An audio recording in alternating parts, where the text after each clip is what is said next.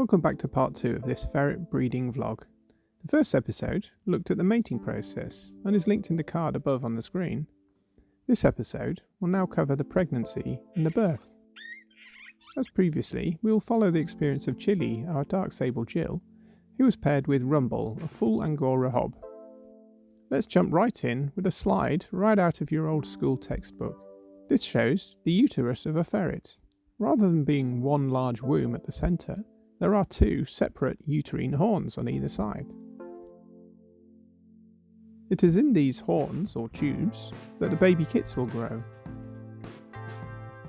It is also these same tubes which get removed when you spay your ferret at a vet. During pregnancy, the kits grow in strings along the uterine tubes. Here's what the fetuses look like at 21 days, half of the full 42-day term. As the pregnancy progresses, there is little to show for it until at least halfway through the term.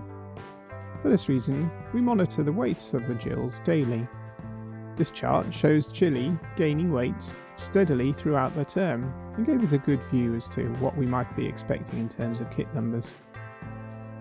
10 days or so before the end of the 42-day term, the Jill becomes noticeably pregnant with an enlarged tummy. She will also start molting rapidly out of her winter coat, and for that reason can look quite scraggy and almost unhealthy looking. Further, the teats will become noticeably prominent. Here we see Chilli has 8 teats, rather sporadically positioned, although anything from 6 to 9 is typical. In terms of litter sizes, there could be anything from one lone kit up to 16 in extreme cases. But I'd say a normal litter is between 5 and 9 kits.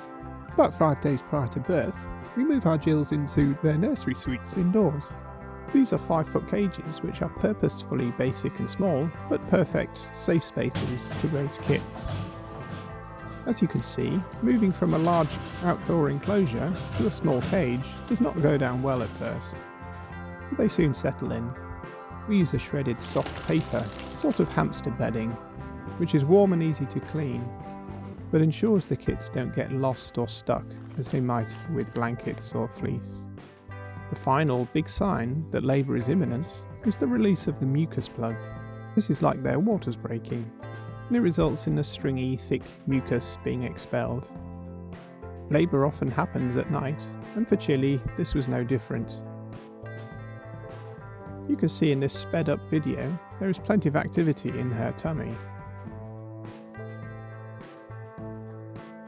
10 minutes later, this has progressed to full-on contractions, although Chilli seems remarkably relaxed at the moment. As the contractions progress, the Jill will also spend a lot of time attending to her back end before ultimately the first kit is released with an unmistakable squeak. The Jill will then ensure that the kit is well cleaned and free of any birth material.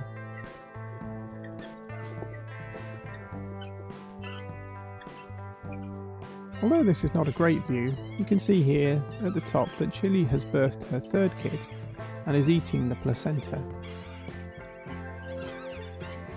She now moves to collect the kit and return to the main part of the nest.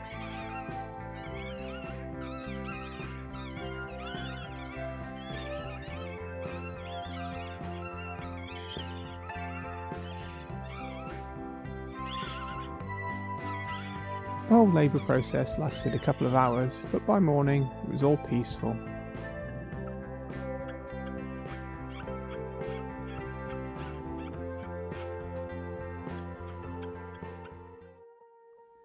So far, all has gone well with Chilli's litter, but for her sister Mushroom, there was a harsh reminder that all is not smiles and bundles of joy in ferret breeding.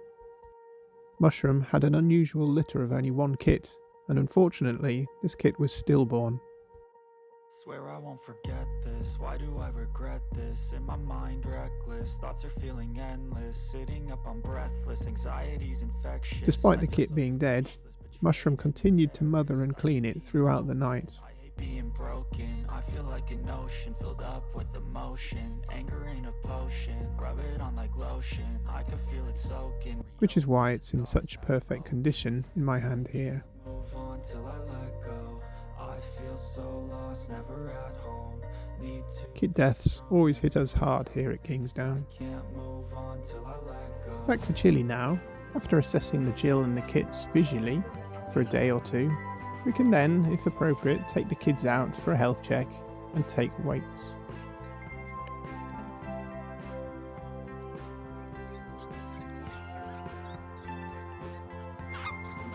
In part 3 of this breeder vlog series, we will follow the development of the kits, watching how they progress from birth to rehoming at 9 weeks old.